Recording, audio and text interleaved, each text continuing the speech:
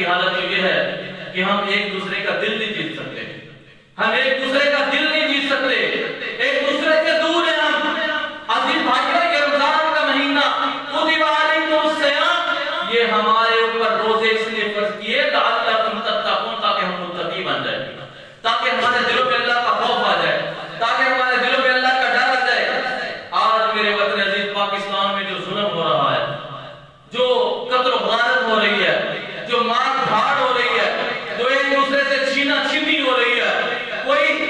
رستے پہ جاتا موٹر سائیکل والا جناب اس سے محفوظ نہیں ہے، کوئی دکاندار محفوظ نہیں ہے، کوئی پراپرٹی ڈیلر محفوظ نہیں ہے، کوئی آنے جانے والا مسافر حتیٰ کہ گھروں میں بیٹھے ہوئے رات کو سوتے صبح پتہ چلتا ہے موٹر کھل گئی، فلاں کی فلاں چوری ہو گئی۔ کیا وجہ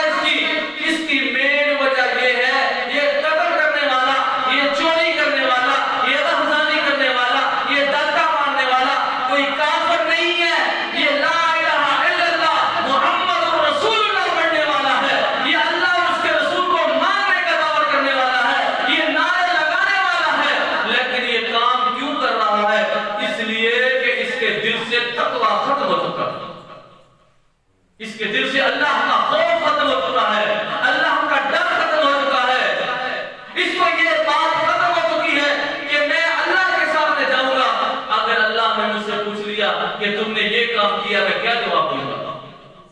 ڈر نہیں ہے،